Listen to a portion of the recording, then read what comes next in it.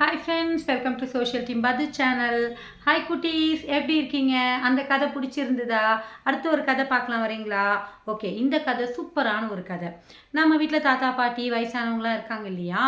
So அந்த மாதிரி வயசானவங்களுக்கான கதை தான் இப்போ நான் உங்களுக்கு சொல்ல போகிறேன். என் கையில் இருக்கக்கூடிய பொம்மையை பார்த்துக்கிட்டே கதை கேளுங்க. வாங்க, சூப்பரான கதை சொல்கிறேன். ஒரு ஊரில் ஒரு ராஜா இருந்தார். அந்த ராஜா என்ன பண்ணார் அப்படின்னு பார்த்தீங்கன்னா, அவங்க நாட்டில் ஒரு சட்டம் போட்டார்.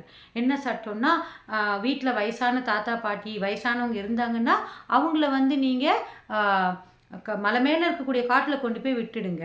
அப்போ மக்கள் எல்லாம் கேட்டாங்க, ஏன் கொண்டு போய் விடுறோம்? ஆமாம், அவங்களாம் வயசானவங்க இல்லையா, இனிமேல் அவங்களால எந்த வேலையும் செய்ய முடியாது, அவங்களால எந்த உபயோகமும் கிடையாது, அதனால் அவங்கள கொண்டு போய் விட்டுடுங்கணும். இது நான் வந்து ஆணை போடுறேன் அப்படின்னு ராஜா வந்து தண்டோரா போட்டு அரசாணை போட்டுட்டாரு. எல்லா மக்களும் வேறு வழி இல்லைன்னு சொல்லிட்டு தாங்க வீட்டில் இருக்கக்கூடிய தாத்தா பாட்டி அப்பா அம்மாவுக்கு வயசாயிடுச்சுன்னா மலை மேலே இருக்கக்கூடிய காட்டில் கொண்டு போய் விட்டுட்டு வந்துடுவாங்க. அதே ஊரில் ஒரு அப்பா ஒரு பையன் இருந்தாங்க. அவங்க ரெண்டு பேருக்கும் அவ்வளோ பாசம். அப்பாவுக்கு பையனும் பையனுக்கு அப்பாவும் அவ்வளோ பிடிக்கும். அப்போ என்ன ஆச்சு அப்படின்னு பார்த்தீங்கன்னா, ஒரு நாள் அந்த அப்பாவுக்கு ரொம்ப வயசாயிடுச்சு.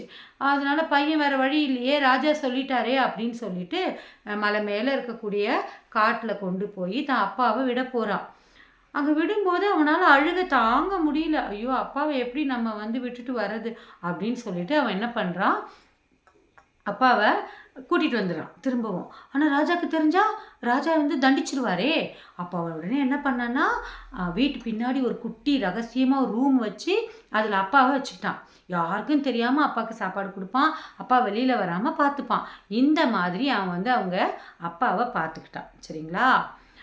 ஒரு தடவை என்ன ஆச்சு, ராஜா என்ன பண்ணார், நம்ம மக்கள் எல்லாரும் புத்திசாலியா அப்படின்னு செக் பண்ணணும் அப்படின்னு சொல்லிட்டு முதல்ல ஒரு ஒரு போட்டி வைக்கிறார். அந்த போட்டி என்ன அப்படின்னு பார்த்தீங்கன்னா, யார் வந்து சாம்பல், இன்னும் ஆஷ் சாம்பல் இருக்கும் தெரியா, அந்த தெரியுமா, அந்த சாம்பலில் யார் கயிறு செய்கிறாங்க, கயிறு தெரியுமா உங்களுக்கு, ரோப், அந்த சாம்பலில் யார் கயிறு ரோப் செஞ்சு எடுத்துகிட்டு வரீங்க அப்படின்னு பார்க்கலாம். அப்படின்னு சாம்பல் அது வந்து ஆஷ் வந்து உங்களுக்கு தெரியும், அப்படியே மண் மாதிரி இருக்கும், ட்ரை, அதுலலாம் நம்ம பண்ணவே முடியாதுல்ல.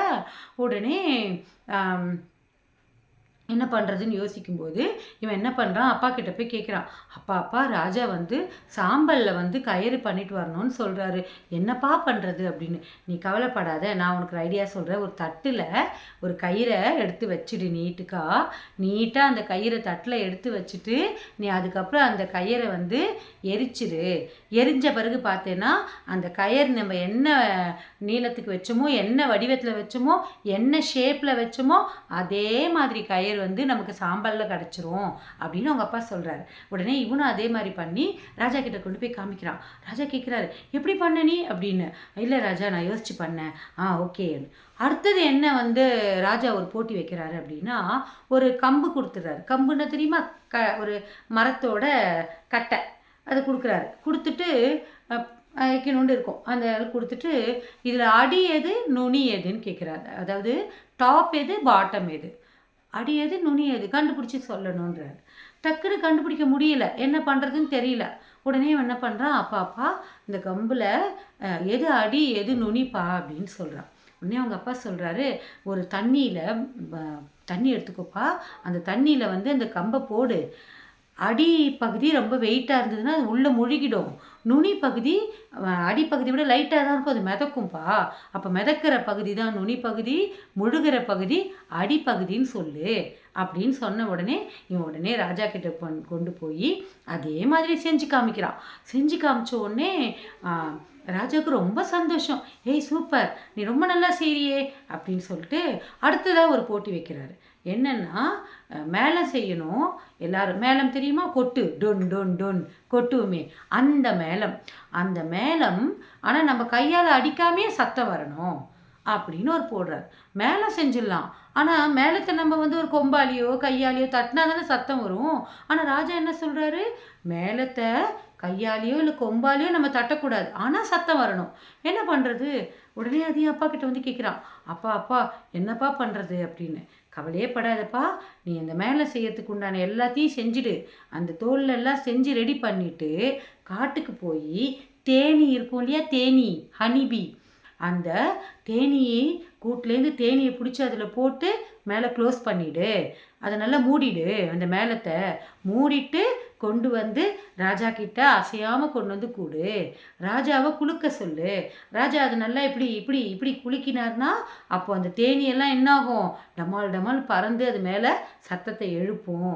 உடனே அதை அதே மாதிரியே இந்த பையனும் மலைக்கு போய் அந்த தேனியை பிடிச்சி அந்த மேளத்துக்குள்ளே வச்சு மேளத்தை நல்லா மூடி அசையாமல் கொண்டு வந்து ராஜா கிட்ட கொடுத்து, ராஜா அதை அப்படி ஷேக் பண்ண உடனே உள்ளுக்குள்ளே இருந்த தேனி கிட்டத்தட்ட 1000க்கு மேலே இருக்க தேனி அப்படியே மேலே எழும்பும்போது அந்த மேளத்தோட மூடியில் பட்டு சத்தம் வருது. ஒலி எழுப்பாமல் சத்தம் வருது. இந்த ஐடியாலாம் உனக்கு யாருப்பா சொன்னா, இவ்வளோ புத்திசாலியா நீ இருக்கியே அப்படின்னு ராஜா கேட்கும்போது அந்த மகன் சொல்கிறார், ஐயா என்னை மன்னிச்சிருங்க, எங்கள் அப்பாவை கொண்டு போய் நீங்கள் காட்டில் விட சொன்னீங்க வயசாகிடுதுன்னு, என்னால் விட முடியாது எங்கள் அப்பாவை, நான் என் வீட்டிலே தான் வச்சுட்டு இருந்தேன். எங்கள் அப்பா தான் இவ்வளோ ஐடியா கொடுத்தாரு, எங்கள் அப்பா இல்லைன்னா இந்த யோசனைகள்லாம் எனக்கு தெரிஞ்சிருக்காது அப்படின்னு சொன்ன உடனே தான் ராஜாவுக்கு தெரிஞ்சுது. அப்போ இந்த பையன் சொல்கிறான், ஐயா ராஜா எங்கள் அப்பா என் கூட இருக்கட்டும், ஏன்னா அவருக்கு தெரிஞ்ச அந்த அனுபவம், அவருக்கு தெரிஞ்ச அந்த பக்குவம் வேறு யாருக்கும் தெரியாது. அதே மாதிரி தான் உங்கள் அப்பா. நம்ம ஊரில் இருக்கக்கூடிய எல்லா வயசானவங்களுக்கும் தயவு செஞ்சு வயசானவங்க எல்லாரையும் வீட்டுக்கு கூப்பிட்ருங்க, அவங்கள நம்ம தனியாக எங்கேயும் அனுப்ப வேண்டாம், அவங்க அறிவாளிகள், அவங்க வாழ்க்கையில் அனுபவம் நிறைய வச்சுருக்குறாங்க, அவங்க அனுபவம் தான் நமக்கு கஷ்டமான இக்கட்டான சூழ்நிலையில் நமக்கு அறிவு கொடுக்கும், நம்மளை வழி நடத்தும். தயவு செஞ்சு இனிமே அந்த சட்டத்தை நீங்கள் போடாதீங்க அப்படின்னு அந்த பையன் கேட்குறான். அப்போ தான் ராஜாவுக்கு புரியுது, மூத்தோர் சொல் வார்த்தை அமிர்தம். வயசில் பெரியவங்க சொல்லி கொடுக்குற விஷயங்கள் எல்லாமே நமக்கு வாழ்க்கைக்கு தேவையானது அப்படின்னு சொல்லிட்டு அதுலேருந்து ராஜா வயசானவங்கள காட்டுக்கு அனுப்பக்கூடாது அப்படின்னு முடிவு எடுத்துட்டாரு. எல்லா வயசானவங்களும் தாத்தா பாட்டி அப்பா அம்மா எல்லாரும் ஒன்றா சந்தோஷமாக அந்த நாட்டில் வாழ ஆரம்பிச்சிட்டாங்க. இன்னைக்கு கதை பிடிச்சிருக்கா குழந்தைகளே? இந்த கதையை கேட்டுட்டவருக்கு சந்தோஷமாக தூங்குங்க. நாளைக்கு வேற ஒரு கதையை நம்ம சொல்லலாம். பாய்.